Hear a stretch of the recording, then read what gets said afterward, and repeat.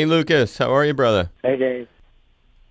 I'm doing great, man. How are you? Well, a big aloha and mahalo. Welcome back, my brother. Been a few years and great to hear your voice again. Thanks for taking some time for us. Well, thanks for having me. You are welcome on that front. And Something Real, your latest record, and we'll talk about it in a moment. First, give a plug to who is in the Promise of the Real that you're going to have joining you for these Maui shows. Oh, Promise of the Real, the band is Anthony Logerfo on the drums, now his own Tato Melgar on percussion, and we have Cole McCormick on bass, and we'll have let's see, we have a couple of members. We have keyboards, Rhodes keyboards, a guy named Alberto Boff from Italy. And then we have, he's a brilliant keyboard player. And then we have a lap steel guitar player, slide guitar player named Jesse Siebenberg. So, a bigger band this time. It's going to be fun.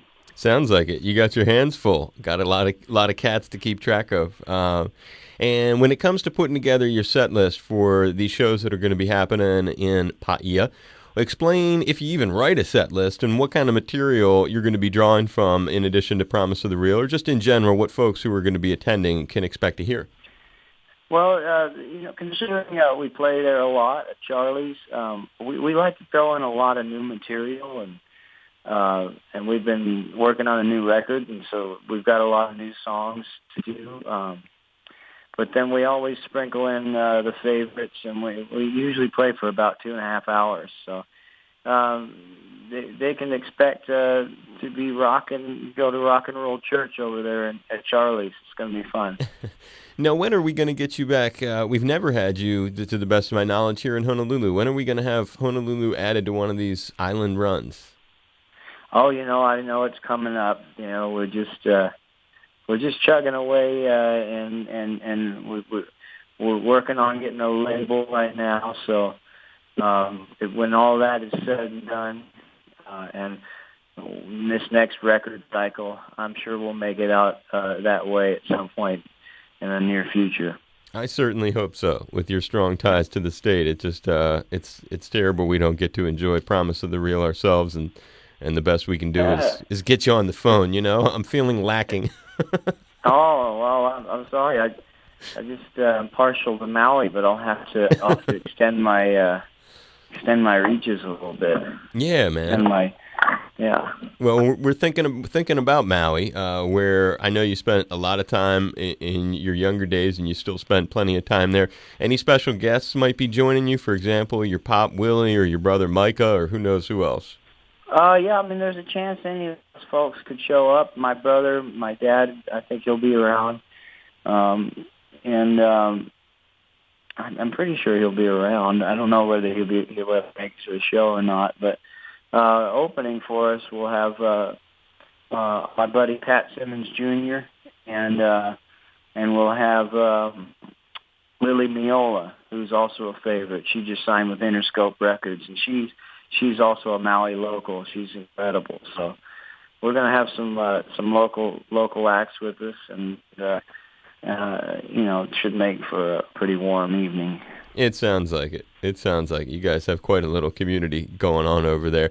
And I know you're working on a new record, but the last one, the title song of Something Real, if people have not heard that, and understandable, there's a lot in the world to be focusing on these days, but you dial that thing up on the YouTube, what a catchy, rockin', explosive tune. And it's just such a catchy jam. Talk a little bit for me about the lyrical message and putting together that song. I remember writing the lick and then bringing it to the band and kind of working it out with those guys and then writing the lyrics over it. I don't know. It was just kind of like, I guess that maybe I was going through some frustrations at the time and feeling like, people being flaky. As I was going out with a girl, it seemed a little flaky, I guess. And so, it's like, yeah, come on, give me something real, I like that. And your voice at Yeah. times has some of that real familiar delivery of your dad's. I was also getting into some live videos and watching you deliver some of the tunes from Something Real live, but also some of your other tunes. As a lead singer, share some of your favorite lead singers in terms of who you credit as influences. Oh man, Dad, of course, is one, but like I listen to so many different folks: Neil Young, uh, Ray Charles, John Lennon, George Harrison. I mean, I just listen to everybody, and I try and get my own sound based on my influences.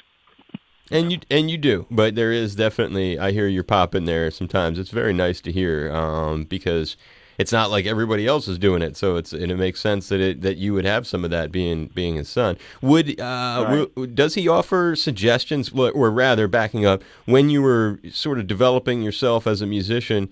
And being a singer is a little different than playing another instrument too. You really are like bringing it right out of yourself, so to speak. How much did he help groom you as a performer? Or you mentioned, you talked about Pat Simmons Jr. going to be there on the island. There's all these other cats who are tight with your pop, who live on the island, who are experienced, generous, kind musicians. How much did some of those other dudes factor into helping you out in your development as you grew up? Well, they definitely helped. In many ways, just being around them, really, I absorbed a lot of knowledge, and they were very open with imparting their wisdom, knowledge on all of us kids. So I think just being growing up in their proximity, we couldn't help but absorb some of it. And there are so many cats who are all there sort of embedded in the Maui community, coming and going to do their tours and then coming back when they have time. One of the things that when I was looking at the video for Something Real does not appear to be shot in Maui. It looks to me, and I might have the city wrong, it looked like footage you guys rehearsing in what would seem like a really cool apartment in San Francisco. Is that where it was? Yeah, it was at the Westerfield House, which is a really famous old Victorian mansion. Yeah. And you just went there to shoot the video, or is there more of a tie to that place? Yeah. Yeah, we stayed. We did the whole record in that house. Okay. We recorded it all in that house. Yeah. So that video is based on when you were actually shooting the record, or I mean, recording the record. Yes. Yes. Exactly. That's cool. Yeah. I had some great views looking out the window as the cameras shoot. Yeah, it was not bad. Oh. Yeah, not a bad deal. Not at all. The previous album before that, Monsanto Years, recorded with Neil Young. And before we hear a little bit about that, give us some context of your relationship with Neil.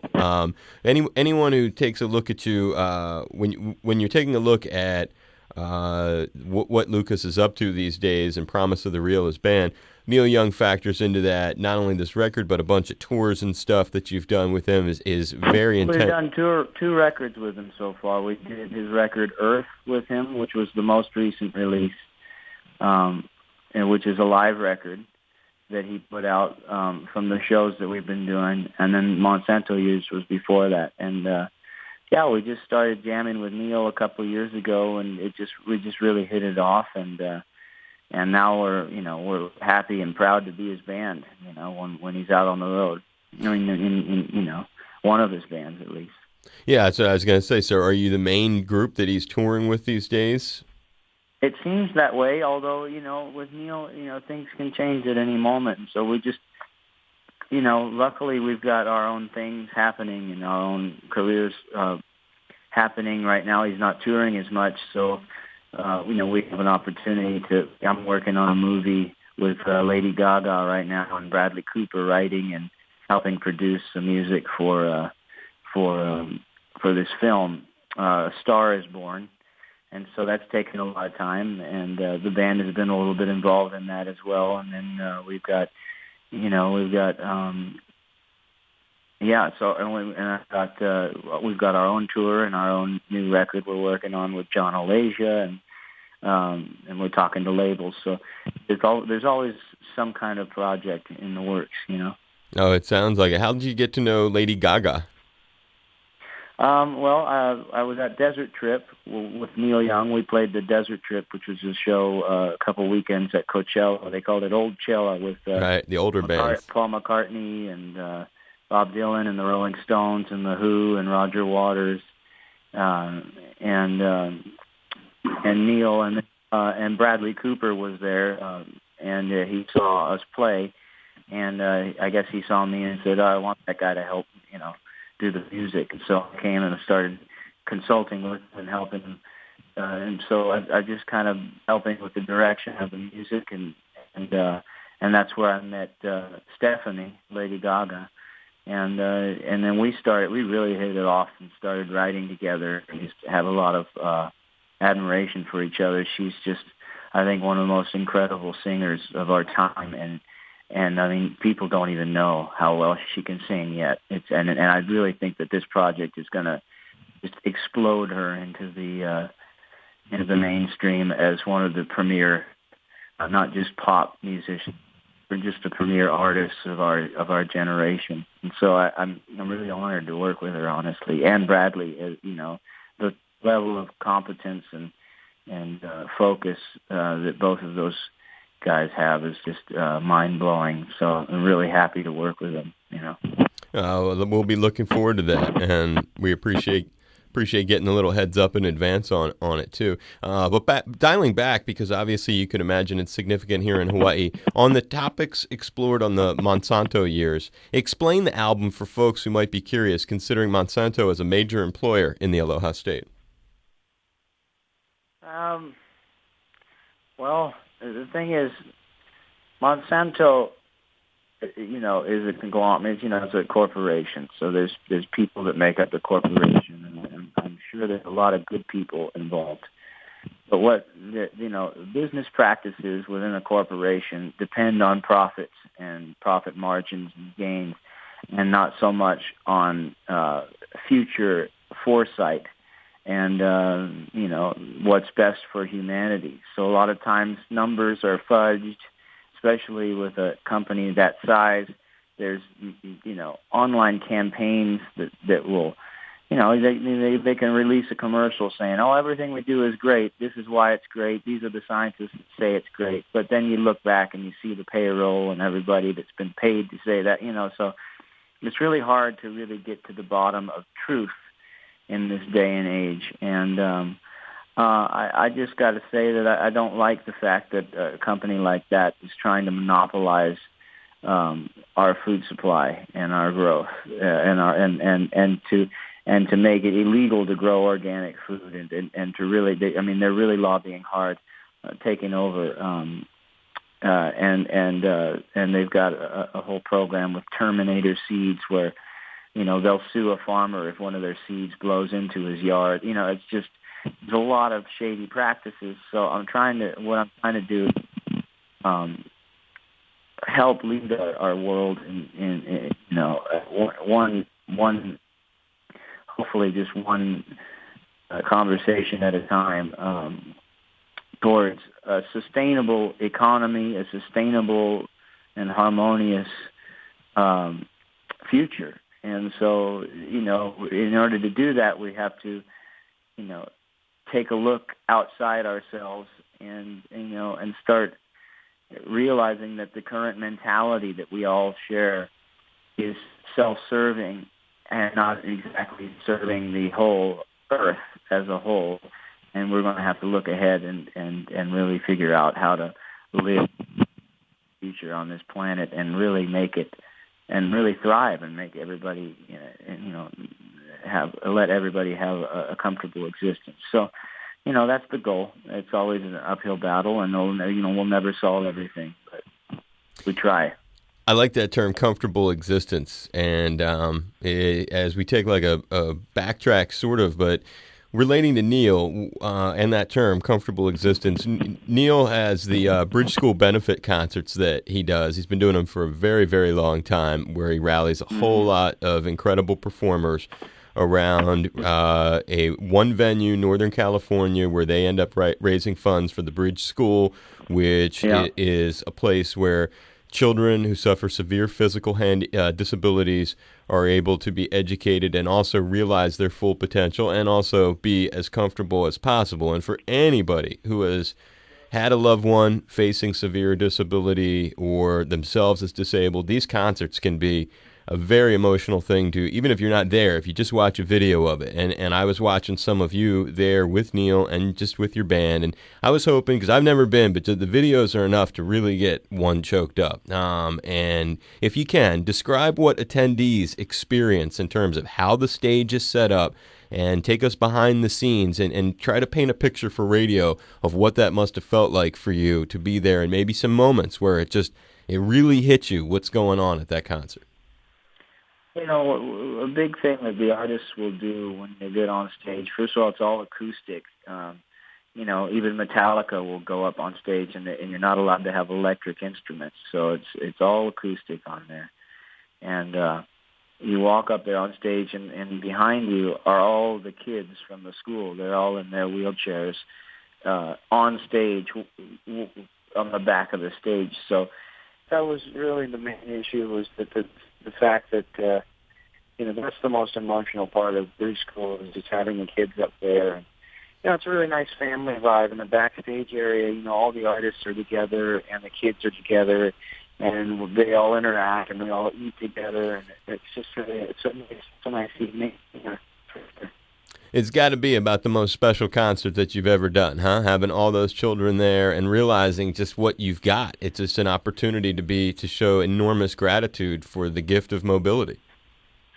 Well, that's very true. You know, that's you know, it's definitely very that fact is very prevalent that day and during that show. And you know, we just do what we do. We share our gifts, and then they share theirs with us. You know, they all are pretty. You know, all those kids are pretty. Some of them are. I mean, most of them are really brilliant. You know, and in their minds, they just can't express it physically, which is. It's nice to. I've had the opportunity to talk to a few of them. And it's interesting to see what they think about, you know. Well, I encourage anyone to head online and take a look at some of the videos of Promise of the Real at the Bridge School benefits if you want to see something that's truly tear-jerking and emotional and a concert like nothing you've ever seen before.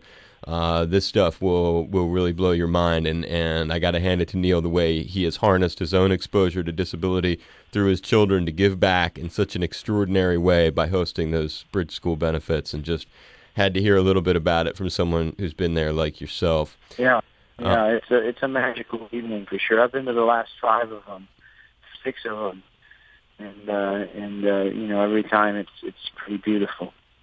Yeah, I can imagine it'd be hard not to cry at some point during one of those nights. Yeah. Well, look, I really appreciate you sharing some details about the Bridge School and the last record and your tour and your life, the stuff with Lady Gaga. I'll just leave you with this. I'd love to, one of these times, get you through Honolulu. I was looking at your website. I saw Arm the Animals there, so I presume you're obviously a big fan of animals. If you ever wanted to do a little benefit to help out animals, maybe elephants, rhinos, there are a lot of animals in deep crisis, you could use our studio. We have a big 75-seat performance space in Honolulu. Be a wonderful way to get you. I'm trying to give you an idea to use your philanthropic side to get over to Honolulu. So it's kind of cross a couple of things at once. But I'd be happy to do that. Yeah, I've done a few things for elephants and rhinos. That's I had an old girlfriend that runs a charity for animal rights. So I'd love to. Yeah, well, those are two that really touch me, and I'm always very frustrated with what's happening to them. So we'll try to work and get something together to get you over here, and it'd be just a great way for folks to get to see you in Honolulu. It's Lukas Nelson, son of Willie, local boy, done right, doing real good, and real proud of you, and looking forward to these shows in Paia. Won't be able to make it there, but I'm hoping that a lot of our listeners will go see you, and hope you had fun today. Thank you so much for doing this, Lukas. Thank you, man. I'll talk to you soon. That's great. Thank you. Appreciate it. Aloha. Aloha, brother.